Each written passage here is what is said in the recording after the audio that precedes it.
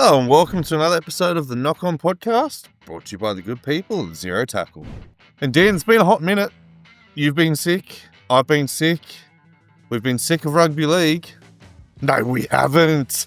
What's been happening in the world, mate? I don't even know what you've got for me tonight. We're running blind here. Look, we are, and apologies to everyone who tunes in each week. Yeah, the flu's been running around. We got. What are you going to do? What the Titans need to do, mate, is they need to move on from one Tino, Farmar, Saul Malali. I'm sick, as I'm sure the Titans fans are, of every single year him activating yet another ridiculous clause, looking elsewhere and upping his dollars. It's come out this week that he's going to test the market on November 1st. As is his right, I think the Titans need to say, go find yourself a new home, mate. They need to split immediately. Yeah, I remember it must have been the end of 2004. We played the Titans at home, and it was just announced then and there that him and Fafita had re-signed for big dollars. Could have been 2003. 13?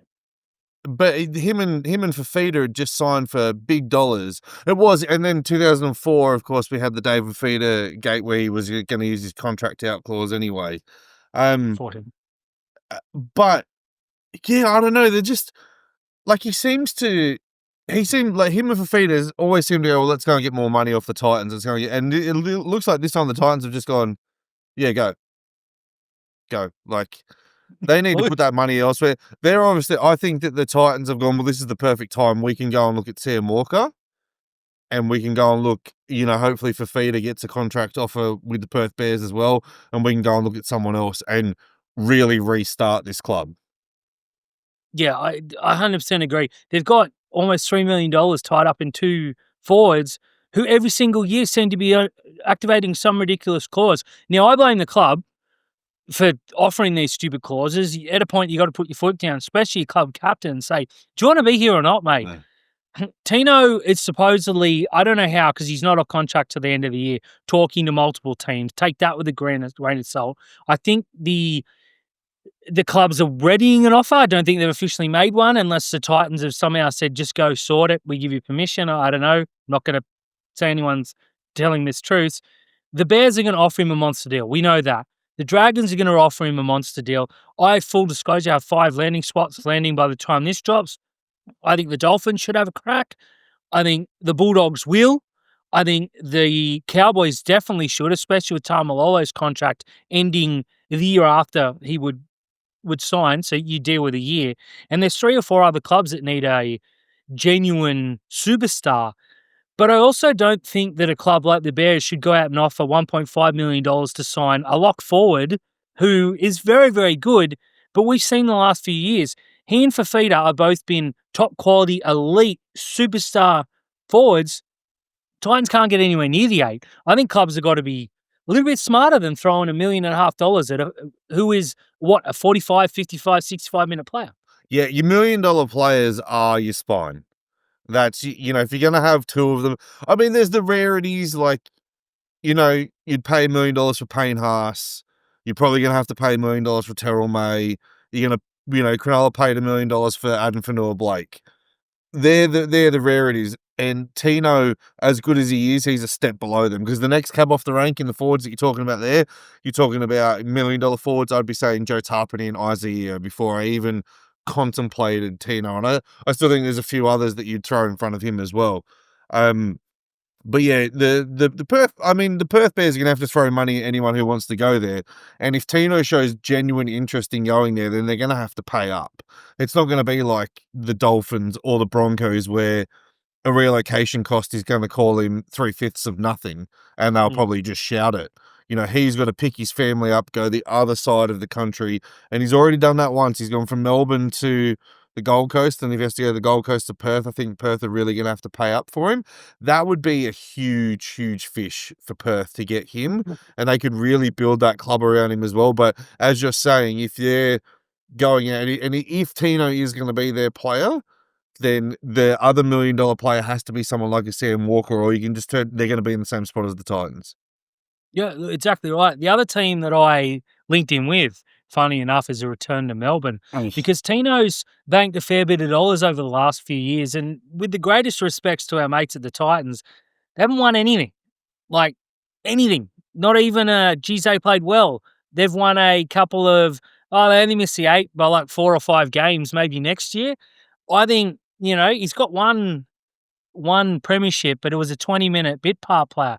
He can go down there and lead them to a premiership. And I think that's worth a fair bit of scratch off the top, especially if it's a short-term deal. Yeah, I think, look, wherever he goes, I think he's either, he's going to take one of two scenarios, take the scratch to go and get the premiership, or he's going to take the money to go and be a marquee.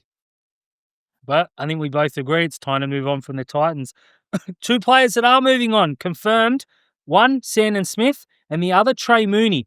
Now, I'll start with Trey Mooney, who is supposedly signed with Newcastle. Now, the deal has been announced as pending the coaching, meaning that Adam O'Brien, if he leaves, the contract's void. I don't know exactly how that works, but we'll just take it at face value. Sandon Smith's been linked to Newcastle.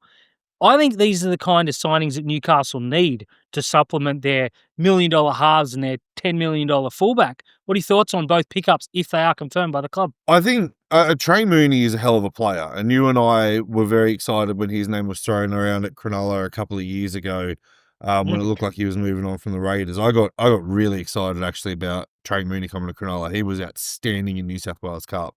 I think it's a great deal. Look, there's pinning the Adam O'Brien thing for a minute. I think it's a great deal for Trey Mooney, and he should go there regardless. And Sandon Smith, I think it's a good move for him. But the one thing that you've got to ask yourself is the Fletcher Sharp with the mullet. Where's he going to play?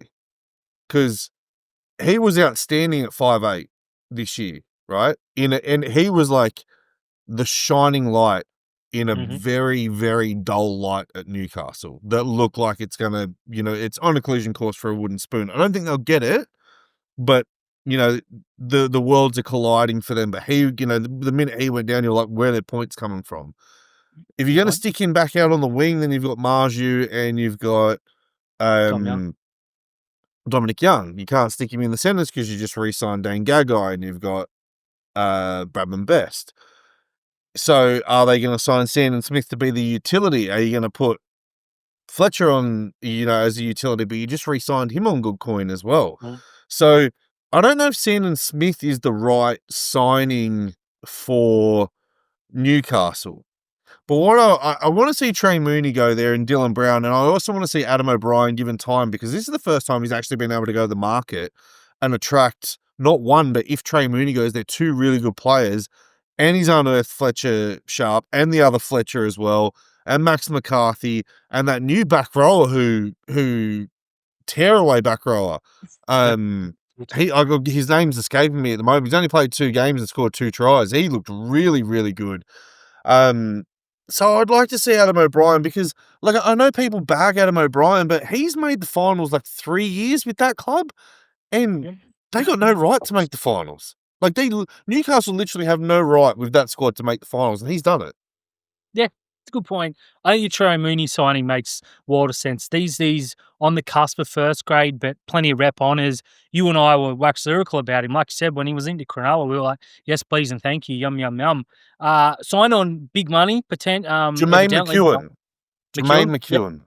Good young kid. There's a bit of talent coming through there. I know New South Wales Cup, it's not going real well, but they got a few players. Look, I think Sandon Smith's going there to be their 9 because they've told Jaden Bailey to go. He's going to Canberra. Yeah. I don't think Phoenix Crossland's the answer, and they've had 3 or 4 other blokes have a go. So I think Sandon Smith, if he can commit to 9 and decides, hey, I'll do this, because I think you got to play Fletcher Sharp and Dylan Brown as your halves. Obviously, Pong is your fullback. When Ponga misses games, as he most likely will, let's be honest, then he can make switches and give Sandon a run at 6 or 7. But I like what Newcastle are doing. I like the Gagai re-signing, and I like the Frizzell re-signing, and I like them on short-term contracts. I think they're going in the right direction, put it that way. But one mate that may split us right down the middle, Mitch Moses had some words to say. Now, full disclosure, I have no problem with a halfback yelling as he did, because if I want a bloke leading me into battle, it's either him or Nico Hines. I'm taking Mitch Moses yelling like that every single day of the week. The one pushback we got is, well, what if that happened on a job site? What if that happened in a 9 to 5? What about rugby league as like a 9 to 5? Mate, if you run in and tackle me, you're in front of HR. if I go in and, whip you while you're in the shower with a towel and let's get it on TikTok and stuff, I'm in front of HR. I don't think you can look at rugby league quite like that. What are your thoughts on the spray? I loved it from Mitch Moses on the simple fact that Talon De Silva in 5 minutes made 7 poor decisions. Like, Moses was screaming for the ball on the 5th tackle to put a bomb up for Zach Lomax, and De Silva went from dummy, and that's when he got the spray. And that was like the 4th error that he made. And then there was another one where he went short side and you just see Mitchell Moses just throwing his hands up. You can't compare rugby league to a normal job. You cannot compare rugby league to a normal job, right? Like, if I went into work and my boss said something to me and I didn't agree with it and I turned around and said that to him, I'm gone. I'm absolutely gone. If I ask a colleague to do something for me and they don't do it and I speak to them like that, I am gone. The difference is rugby league is not a job. Sport is not a normal job, right? Like basketball, right? You speak to a referee like that, you get a technical foul. You speak to a superior like that at work, you're gone. You can't throw back. I loved it from Moses as well because, like, De Silva, he's a relative rookie. He wants, he left because he left the Tigers because he wanted to be the next big thing, and he was just shocking. He was absolutely shocking, and he got told about it, and then good on Talon De Silva because Moses put a picture up, and he just wrote under there still besties. Yeah, that's how you handle it, mate. That's how you handle it. That is brilliant. If he come out and made a deal with it, I guarantee you one of those two's getting missold in New South Wales Cup, and it ain't your club captain who just played for New South Wales. I think De Silva's copped this on the chin perfectly, and I think, certainly in my eyes, he's grown exponentially. Yeah. Monday morning when they're doing that video review of that game, he would have just been like in a shell, like either laughing, or you're just sort of like calling in sick that day. Yeah, well, it wasn't great. Now look, I don't love the fact that a senior player was calling a young player the words that he used, but the fact that Mitch just didn't say, "Oh, well, next time," and let him know that I liked it. You know what though? Like, speak to any apprentice out there, they got spoken to like that. Spot on. Yeah, exactly. Now, I've seen some people say that, well, no one else in the competition does it. Well, I'm just going to point to the name Craig Bellamy, who is well known for plenty of butts at halftime. And we got Cameron Munster, who's one of the best players of all time, and Cam Smith, who's probably the best player of all time, that both talk about Bellamy as like the greatest thing ever. And they're both extremely scared of him. Rugby league's just different, mate. But from something that's quite funny to something that annoys the absolute flip out of me, and that is this ongoing influx of trainers just hanging on the field, Terry. 2 weeks in a row we've seen incidences, and going back a long time before, you can name plenty more. The one this week, Cowboys trainer in the back play. Cowboys are rucking the ball out from there or returning a kick 5 meters out. Ball goes back. Is going to go in goals. They're probably going to get pinned and have to take a drop out. Hits the trainer, mutual infringement, play the ball, 2 set lines. I'm sick of trainers. I cannot believe the NRL didn't come out last week and say, unless there's an injury or a stoppage in play, get off the field. That's what I'd be doing. The thing that people were missing about that, though, is he was actually out there to tape up Semi Valame's hand. That's what he was there for. Yeah, but why wasn't he near Valame? He was, because Valame dropped the ball. The ball wasn't meant to go to Valame. Well, so Valame was well enough to receive the ball. Shouldn't have, yet needed to be taped. Shouldn't have. Okay. Look, you're never going to get the trainers off the field, right? I got no problem with that one. That was a complete accident. The week before, like the Penrith one, you can't tell me that geezer didn't just turn around and go, like how many times, right? Just go back to this. How many times did Jaden Campbell line up for a shot at goal in that Penrith game? Do you know how many it was? 5. 4? 5. 5, yeah. They scored 5 tries, right? And in the one kick that could have put them out by more than 2 points, that trainer decides I've got to get off the field that way. Every other time that Jaden Campbell lined up for a shot at goal, the trainers exited via the dead ball line, or they exited via the sideline, via the corner post. That one was intentional, and I'm glad. Like, I know people are turning around and going, oh, but that poor guy, he's 5 weeks and his mental health or whatever. You made the call to do that. and that's on you. That trainer from the Cowboys was out there, that was bad luck. Like, and you know what? We're not making a deal of that if that Penrith referee, and we're not even talking about it, apart from a ha-ha, if that Penrith trainer hadn't done what he had done. Yeah, that's a very good point. The second week in a row, everything compounds on the back of something else. I agree with that. Look, I don't have a huge issue with that. It was very unlucky. I saw a lot of players say, a lot of fans say that, well, because it was in the Parramatta attacking half, they should have got the ball. That was the rule once. If you hit the referee or a trainer, it's changed a bit now. It's sort of the Cowboys were going to get the ball back, so let's just give it to them. No, it's whoever's half it's in. So that's in the Cowboys half. It's the Cowboys ball. If it had happened down the other end, it would have been Parramatta ball. No, I was of the impression that it was the attacking half, but No. it must be the other half. That's okay. But what I am getting sick of is the fact that there's some shots that a lot of fans are putting up of second and third tackle, and you've got trainers standing behind the line pointing defenders. Yes. That drives me crazy. I just think the NRL need to come out and say, "Wait, trainers, unless there's a stoppage in play, get the hell off the field." Oh, you know what? It would be great if the NRL turned around and said, right, during the game, you've got 3 minutes. And you're going to have, like, the minute you run on the clock, someone's in the field, 3 minutes. And you've got 3 minutes over the entire 80. So if you decide that you're going to go out there and point for a set, and you come back off and your 3 minutes is done, and old mate's in the back play with a broken leg, that's on you. I like it. That's extreme. I don't think it's going to work, but hey, that's it's not going to work. But that's the first thing that I'd be saying to the clubs. Hey, pull your head in, or that's going to happen. Yep. Fair enough. You heard him. You heard it first. Look, the other issue this week, and you and I discussed about the Sharks in a little bit in particular, was this tackled in the air garbage. We are now seeing the rule is there to stop players watching other players come down, whacking in midair and ending their careers. This week, we saw Teague Wilton take the ball, contested 50-50, and Tara Sloan bring him down and cradle him and give him a kiss and tuck him in and hold him up. And no one in the world was claiming penalty try except the ref. On Thursday night, we saw Xavier Coates do something very similar, reach out and touch down, and then go, oh, that's a double movement. Went up, penalty try. This has got to stop. I've got two different issues with each one of those scenarios there. The first one from Xavier Coates, he stuck his arm out and his arm grazed the grass. That was all in one motion. That's a try. Sorry, Phoenix. That's a try. Right?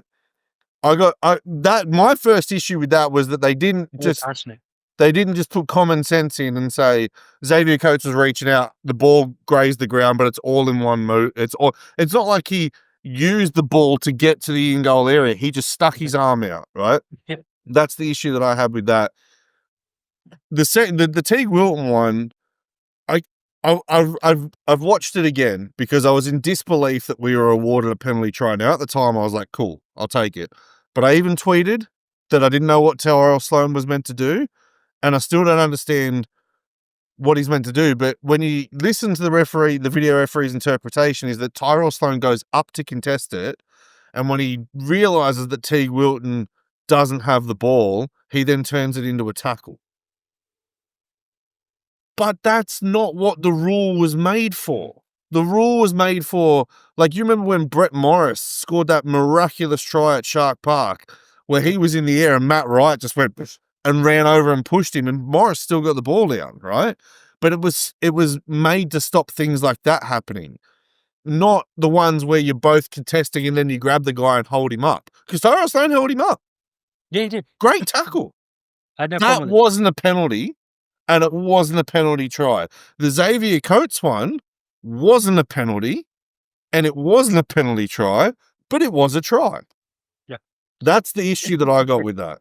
They overcomplicate everything. But I think the simple fact is, if you're going up and you contest for the ball and you guys come down together, that's fair play. I don't care. I don't care whether it's 20 metres out or in the goal line. If they want to make it only in try-scoring opportunities, whatever. It is what it is. But it's getting to the fact that very real situation where come finals, they're just going to kick to Daniel Tupou all day, or Xavier Coates or Ronaldo, whoever it is, and they're just going to jump and they're going to, it's going to be penalty try every single time. It's dangerous, and it's getting to the point where we've seen like 5 or 6 in the last couple of weeks, and people are starting to think, I was hoping the NRL don't come out and overreact and go, oh, well, anything that's deemed that leads to something ridiculous, as we've seen multiple times. But if you're watching NRL, and we know you are, just take common sense in. It's not penalty tries. It's not dangerous. Not every head-high tackle's a penalty. We saw one given this week. Jaden Campbell got hit in the head, and because he didn't stay down and milk it, they didn't give it. It's still a head-high tackle. Anyways, I don't want to start. Mate, something I got a problem with, though, and this wouldn't even register. Bailey Simonsson, decent player, handy player. He's come out and said he wants to play in the wing and doesn't want to play in the centres. One, I don't think he's earned that right. And two, what happened to play anywhere? Just get in. Now, with Zach Lomax, this is a bloke who comes on the better part of $1 million, has rep, best in the series, Origin winner, arguably the best winger in the world on his day. Says, hey, I want to play, in the centre. They do it, they move you. Bailey Simonsson, done none of that and wants a wing spot. What's going on? Well, I mean, if you're Bailey Simonsson and you have a look at the wingers and you go, there's Josh Adokar, there's Zach Lomax, aren't playing first grade. You have a look at the centres and you go, there's Sean Russell, there's Will Penasini. I'm backing myself over that. Like a 39 with 2 bad knees, I'm backing myself over that. I don't get it. Josh Adokar, Zach Lomax, you ain't playing first grade. Do you think he's pushing for a release? Because that's the feeling I get. Yeah. So he's asked for a release. That's the thing that's come from it. And now it's just like, now it sounds like he's being real petty about it. And again, like, you'd be sitting there, if you were the coach, turn around and going, you're dictating to me that you want to play on the wing. You, Bailey Simonsson, who's paid for New Zealand, you're saying that you want to play on the wing when I got Josh Adokar and Zach Lomax. You're an idiot. That's exactly how I feel. I don't get it at all. I wanted to throw a little fun one in there, but I find it very funny when a player that doesn't have Zach Lomax's standing in the game comes in and makes Zach Lomax like demands, wanting to move Zach Lomax.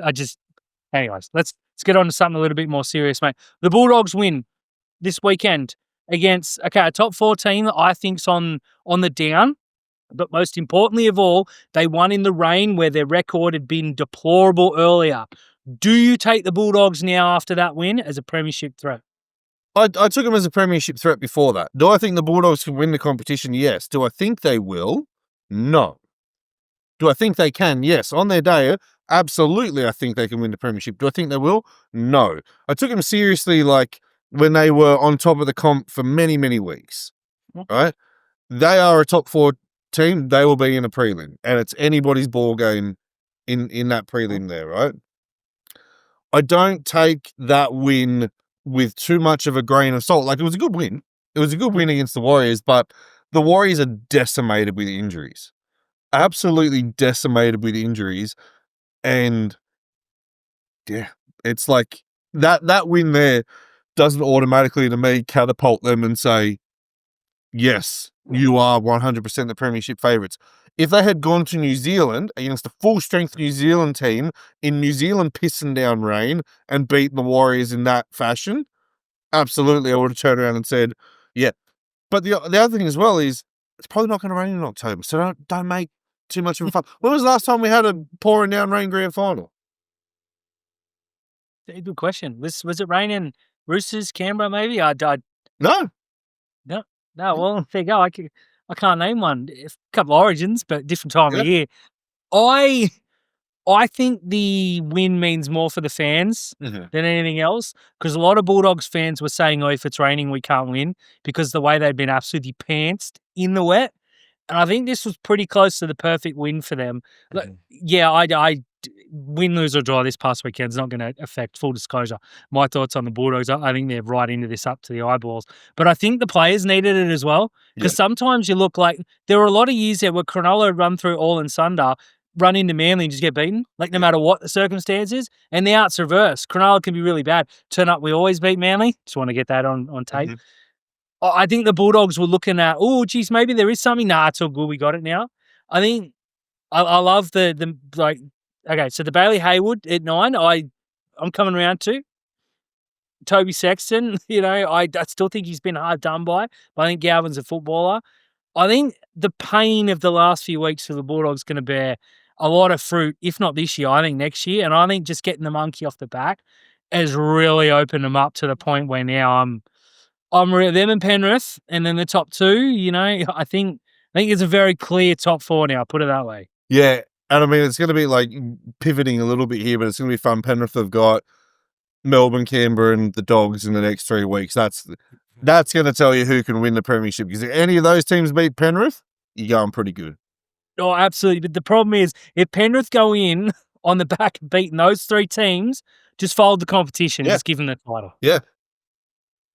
Yeah, it's going to be a fun few weeks, mate. But let's get out of here. I've got a fun one for you before we go. Please. Let me throw this to you, Dan. Everyone's talking about grand final day entertainment, blah, blah, blah. What are you going to do? I propose something different for grand final day. Whoever wins the wooden spoon has to take on a New South Wales Cup, Queensland Cup All-Star team for entertainment values, 2 30-minute halves. 6 interchanges. Go. So the Titans verse a mixture of the best of the rest. Because don't forget, the best of Queensland Cup will be playing with your best New South Wales Cup. Yeah, so it's the other teams from that. You get 2 coaches and they just select the team and they play the wooden spooners for entertainment. Oh, yeah. Sign me up, mate. I don't care who's playing. It could be my favourite band. Like the Birds of Tokyo played the AFL Grand Final a couple of years ago. And I love the Birds of Tokyo. Couldn't tell you what they sung. Don't care. Yeah. It was fun for about 7 minutes. I'm not going to watch Snoop Dogg. I didn't care last year. I can't even remember who played the NRL Grand Final. Would Kiss or Katy Perry play in the AFL? Sign me up for the Titans versus whoever. Yeah. Hey everyone, thank you for tuning in to another episode of the Knock On Podcast, brought to you by the great people at Zero Tackle, your one-stop shop for everything rugby league, contracts, announcements, player signings, rumours, everything you need. 5 landing spots for Tino. Why Queensland are the best when it comes to Origin. Dan had to write that. Absolutely incredible. Hit pieces galore. 20-1 power rankings. Outside of Tino, what do you got for us? Well, mate, I'm right now a little bit on the quiet side. So watch tomorrow morning, 15 stories drop, and I'll be very busy for the next few days. But you know what? Mate, we're coming to the finals. We're going to get predictions. We're going to get best on ground come grand final day. And we're going to get grand final entertainment.